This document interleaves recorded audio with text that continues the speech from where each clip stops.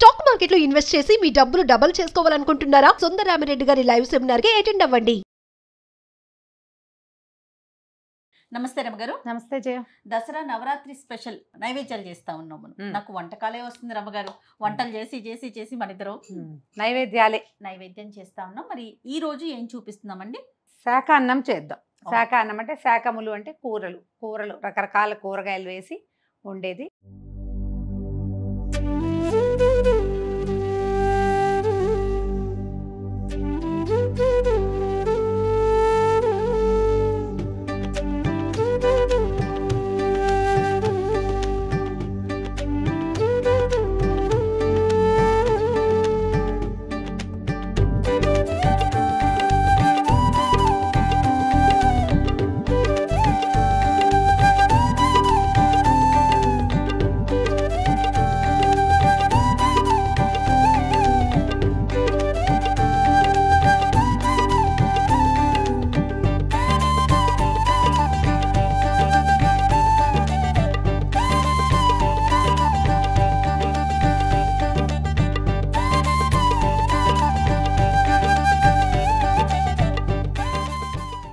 ఇది ప్రత్యేకంగా అన్నపూర్ణాదేవికి కానీ కాళరాత్రికి కానీ అంటే మహిషాసుర మర్దిని ఆ రోజు 9వ రోజు మహర్నవమి నాడు కానీ లేకపోతే అన్నపూర్ణాదేవికి 4వ రోజు అట్లా అలాగే అమ్మవారికి కూడా మొత్తం అన్ని కూరగాయలతో అలంకారం చేస్తారు. అన్నపూర్ణప్పుడు అలా చేయొచ్చు. అంటే మనం ఏమన్నా శాకంబరిగా మనం అలంకరించవచ్చు అమ్మవారిని. మన పద్ధతి ప్రకారం చేసుకోవచ్చు. ఈ శాఖ అన్నాన్ని ఈ రోజున కానీ ఆ రోజున కానీ పెట్టుకోవచ్చు. దీన్ని ఏంటంటే ఒట్టి కూరలతోటి ఇదివరకు తీగూర అని చేసేవాళ్ళు. తీగూర అంటే ఇది ఎప్పుడు చేస్తాము? సంక్రాంతి రోజుల్లో గుమ్మడికాయ అన్నీ కలిపి కలగూర తీయగూర అలా చెప్పేవాళ్ళు. మనం కూరగాయల పులుసులో ఎక్కువగా అక్కడ దప్పలం కొంచెం చిక్కగా ఉండేలాగా అలా చేసేవాళ్ళం. దీన్ని అన్నంతో కలిపి శాఖములే అన్నంలో వేసేది. ఇప్పుడు సార్ట్ ఆఫ్ బిర్యానీ అనుకుందాం. కానీ మసాలాలు ఉల్లిపాయలు వెల్లుల్లిపాయలు ఏమీ లేకుండా చింతపండు పులుసుతోటి మనం సాంబార్ అన్నంలాగా చేసి నివేదన చేయొచ్చు. ఇదేంటంటే మంచి బలవర్ధకమైన ఆహారంగా చెప్తారు. బోల్డని కూరలు పప్పు అన్నీ పడతాయి. తర్వాత ఇందులో రకరకాల గింజలు వేసుకోవచ్చు. చక్కగా నెయ్యి తాలింపు వేస్తాం. నెయ్యి వేసి అమ్మవారికి నివేదన చేసుకోవచ్చు. ఒకసారి స్టార్ట్ చేసే ముందు ప్రాసెస్ ఒకసారి చెప్పండి రమ్మగారు. మనం అన్ని రకాల కూరగాయలు వేసుకోవచ్చు. చేదైనవి అవి మానేయాలంతే. అంటే కాకరకాయలు అవి లేవు. సొరకాయ గుమ్మడికాయ తర్వాత ఏమో కొన్ని బెండకాయ ముక్కలు కొన్ని వంకాయ ముక్కలు ఒక అరటికాయ తర్వాత ఏమో దుంపలు బంగాళదుంపలు చామ దుంపలు చిలకడ దుంపలు తర్వాత అరటికాయ ఇవి వీటితో పాటు బీన్స్ చిక్కుడుకాయలు అలా ఇన్ని రకాల కాయగూరలు అన్ని తలా రెండు అన్ని ముక్కలు చాలా కనిపిస్తున్నాయి చూడు. ఎక్కువ లేవు. అన్ని రకాలు పెట్టని తక్కువ. ఒక టమాటా తర్వాత తోటకూర కాడలు దొరికితే అవి కూడా వేస్తే ఒక 2 ములక్కాడలు వేసుకోవచ్చు. ముల్లంగి మన ఇంట్లో ఎవరికైనా పడకపోతే మానేండి, పడితే కనుక ఒక ముల్లంగి ముక్క కూడా వేసుకోవచ్చు. కాస్తంత కరివేపాకు కొన్ని పల్లీలు కానీ బఠానీలు కానీ ఇవన్నీ నానబెట్టి పెట్టుకోండి. తర్వాత మనం ఎంత చేయదలుచుకున్నామో అంతకి బియ్యము సగానికి తక్కువగా కందిపప్పు ఒక గ్లాస్ బియ్యం అంటే ఒక చిన్న కప్పు బియ్యం అనుకోండి. హాఫ్ కప్ కంటే తక్కువ 2 గింజలు తక్కువగా కందిపప్పు కడిగి పక్కన పెట్టండి. ఇప్పుడు మనం సుమారుగా ఈ ప్రెషర్ ప్యాన్ అనుకుందాం. ఇంత చేయదలుచుకుంటే కనుక మనం ఏం చేయొచ్చు అంటే అంత చింతపండు నానబెట్టుకోవాలి. ఒక నిమ్మకాయ అంత చింతపండు నానబెట్టుకోండి. మనం 1 కప్పు బియ్యం వేయదలుచుకున్నాం అనుకోండి కనీసం 4 లేదా 5 కప్పుల నీళ్ళు పోసుకోవాలి. 5 కప్పుల నీళ్ళు చింత పులుసు అనమాట. చింతపండు పులుసు.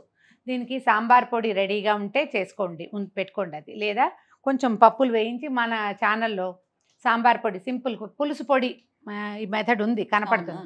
పులుసు పొడి ఎలా చాలా సింపుల్.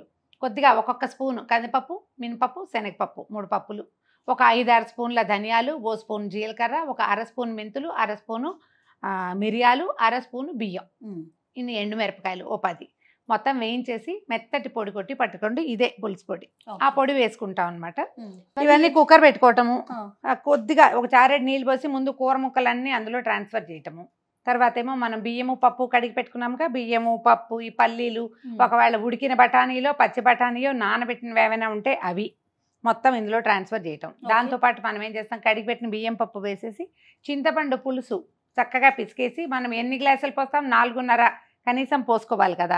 బియ్యానికి 4.5 నీళ్ళు పోసేస్తాం. పోసేసి ఉప్పు సాంబార్ పొడి అంత కరివేపాకు వేసేసి కుక్కర్ మూత పెట్టి 3 లేదా 4 విజిల్స్ రప్పిస్తే సరిపోతుంది. మన కుక్కర్ అంటే వచ్చేస్తుంది అనుకో 4, లేదు కొంచెం స్లో కుక్కర్ పాత పడింది అనుకోండి 2.5 విజిల్స్. 3వ విజిల్ రాగానే టగ్గిని కట్టేయండి. ఓకే. చల్లారాక మూత తీసి చక్కగా నెయ్యి వేసి అంత పోపు కనుక పైన పెట్టేసి అంత కొత్తిమీర వేస్తే కదంబ సాదం రెడీగా ఉంటుంది. దీన్ని కదంబం అంటాం ఎందుకంటే మల్టిపుల్ కూరలు పడతాయి కాబట్టి. పులుసు అన్నం అనుకోండి, శాఖ అన్నం అనుకోండి, సాంబార్ అన్నం అని మీరు అన్న కానీ కదంబం సాంబార్ అన్నము అంటే అదేదో దీనిలాగా ఉంది కదా. కదంబం అనగానే అమ్మవారికి కదంబ సాదాన్ని మనం నివేదన చేస్తాం. సూపర్ అమ్మగారు, స్టార్ట్ చేసేద్దాం. ఆన్ చేసామా? కొద్దిగా నీళ్ళు పోయి కొద్దిగా ఒక చిన్న గ్లాస్ నీళ్ళు పోయండి. నీళ్ళు పోసాక ఏం చేద్దాము, దీంట్లో ఒక చిటికెడు పసుపు వేద్దాం. ఓకే, మనం తరిగి పెట్టుకున్నాం రకరకాల కూరగాయలు. నేనేం చేస్తానంటే ఇది పొయ్యి మీద పడేసి ఒకటి తరిగి వేసేస్తానమాట. ముందు మనం ఏర్పాటుగా చేసాం కాబట్టి ఇన్ని తరిగి పెట్టుకున్నాం. కొంచెం కాగనిస్తారా? ఏం అక్కర్లా, వేసేసుకోవచ్చు. నేను చూడండి బీన్స్ వేస్తున్నాను. ఏవైనా అన్నీ ఇన్ని చాలండి, ఎక్కువ ఏం అక్కర్లేదు. 2 బెండకాయలు కూడా ఇందులోనే ఉన్నాయి. తర్వాత బెండకాయలు 2 ఉన్నాయి. ఎక్కువ జిగురు వస్తుంది, అంత కాకుండా ఊరికే 2 రుచి కోసం వేసుకోవాలంతే. చిక్కుడుకాయలు ఉన్నాయి. తర్వాత ఒక సొరకాయ ముక్కలు కాసినాయి. ఒక క్యారెట్, బీట్రూట్ వేస్తే రంగు మారుతుంది, వేయబోకండి. తర్వాత ఇదిగో చిలకడ దుంపలు, ఇవేమో ఆలుగడ్డలు, తర్వాత చిలకడ దుంప ముక్కలు, ఇవి చామదుంపలు. పచ్చిమిర్చిని చిన్న ముక్కలు చేయొద్దు, ఊరికే ఒక ఘాటు పెట్టి పడేయండి. అప్పుడు ఏమవుతుందంటే దాన్ని రుచి వస్తుంది కానీ అది కలిసిపోకుండా ఉంటుంది. మనం నివేదన చేసిన తర్వాత వడ్డం చేసేటప్పుడు కాయ కనపడుతుంది చూడండి, ఇట్లా కనిపిస్తుంది కదా, దీన్ని అలాగా తీసి పక్కన పెట్టుకోవచ్చు. ఒక టమాటా వేస్తున్నాను. ఓకే, ఇప్పుడు ఏం చేస్తున్నానంటే ఇక బియ్యము కందిపప్పు కడిగాను కదా, అది వేసేస్తుంది. ఎక్కువ బియ్యం చాలా ఏం చేయక్కర్లేదు జయ, ఒక చిన్న కప్పు వేసినా కూడా బోల్డ్ అయిపోతుంది. కూరగాయలన్నీ ఉన్నాయి కదండి, చాలా ఉన్నాయి కదా. ఉప్పు వేస్తే పప్పు ఉడకదు అలాంటి అనుమానాలు పడకండి, చక్కగా ఉడికిపోతుంది. ఇది కుక్కర్ కదా, అది పులుసు పొడి ఏది ఉంటే అది. ఓకే, ఇవి 1కి 4 లేదా 4.5 కొలత పెట్టుకున్నాం కదా. అవునండి. ఈ పులుసు నీళ్ళు పోసేద్దాం. చింతపండు పులుసు కొంచెం పలచగా తీసి పెట్టుకోవాలి అంతే. ఓకే. ఓకే, పల్లీలు నానబెట్టి పెట్టాను, కొన్ని నానబెట్టిన పల్లీలు వేసుకోండి. ఒకసారి గరిటె పెట్టి కదిపేసి పైకి కిందకి.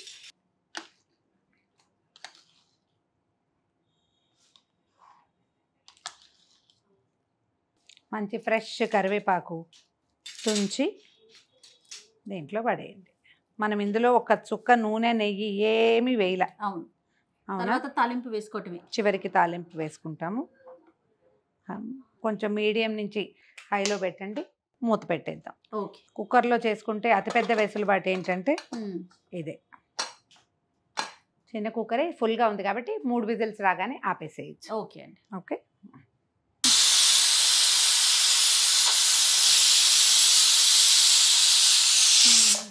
మూడో విజిల్ వచ్చింది, ఆపేద్దాం. మీరు వేసిన కూరగాయలకి అన్నానికి ఇది పొంగి పొర్లిద్ది అనుకున్నా నేనైతే. కానీ సరిపడా నీళ్ళు పోసాము. కుక్కర్ మంచిదన్నమాట, కొంచెం విశాలమైనది పెట్టుకుంటే సరిపోతుంది. మరి ఇంకదేగా చెప్పాలి, బంగారు కుక్కర్, అందుకని మాట బంగారు కుక్కర్ అండి, అందుకని కుక్కర్ మంచిదని చెప్పి ప్రమోషన్ చేసుకుంటున్నారు చూడండి. ఇంకా అయిపోయినాక మనం తాలింపు వేసుకోవటం రమ్మగారు. ఇది చల్లారంగానే దీంట్లో తిరగమాత పెట్టడము, కొంచెం కొత్తిమీర వేసుకోవటము, నివేదన చేసుకోవటం అంటే.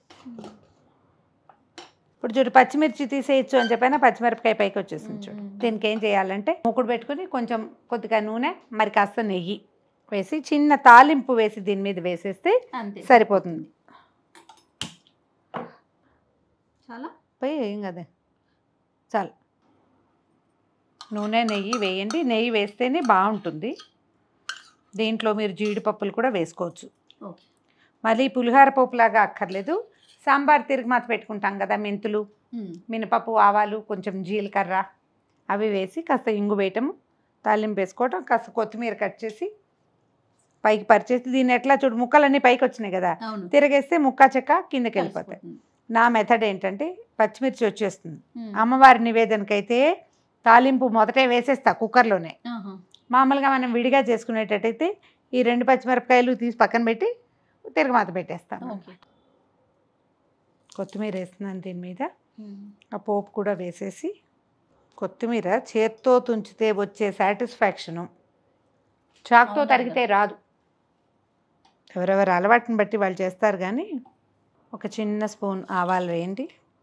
దాల్చిన చెక్క కూడా వేసుకోవచ్చు, దీనికి మంచి సువాసన వస్తుంది. మీ ఆసక్తి ఉంటే కనుక, ఆ వాసన అదంతా ఉండాలి. నచ్చితే కనుక వేసుకోవచ్చు. ఆవాలు చిట్టుపట్లాడుతున్నాయి కదా, ఒక చిన్న స్పూను మినపప్పు, కొద్దిగా జీలకర్ర, ఇంగువ. నివేదనకి కాబట్టి కొంచెం జీడిపప్పులు, కరివేపాకు మనం మొదటే వేసేసాం కదా. మీకు తాలింపులో వాసన ఇష్టం మీకు అంటే జయ యొక్క ఫర్మాయిష్తో వేస్తున్నాను, ముందు వేసేసాను, అలా అనాలన్నమాట.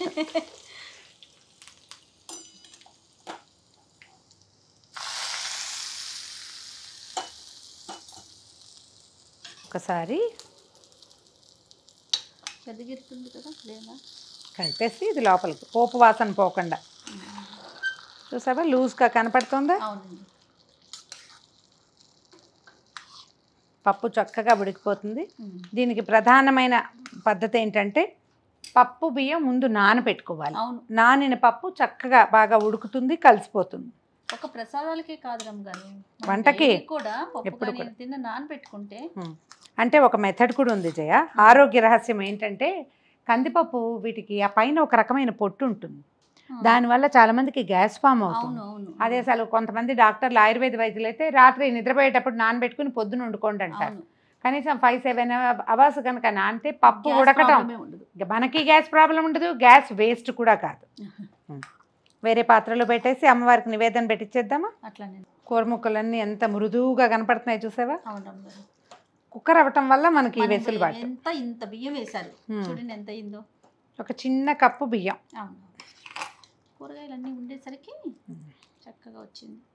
ఇది వడ్డించేటప్పుడు కూడా నివేదనకి మనం నెయ్యి వేస్తాం. కొద్దిగా నెయ్యి వేసుకుని తింటేనే ఇది ఎక్కువ బాగుంటుంది.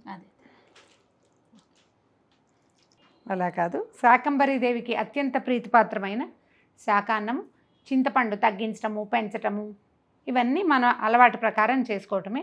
ఇలా నేను చెప్పిన కొలతల్లో చేస్తే చక్కగా వచ్చేస్తుంది. ట్రై చేసి చూడండి. అమ్మవారికి నివేదనలో ఒకరోజు తప్పకుండా ఈ శాకాన్నాన్ని లేదా కదంబ సాదాన్ని చేసుకోండి. తప్పకుండా రమ్మగారు. మరొకసారి సుమన్ టీవీ ప్రేక్షకులందరికీ దసరా శుభాకాంక్షలు.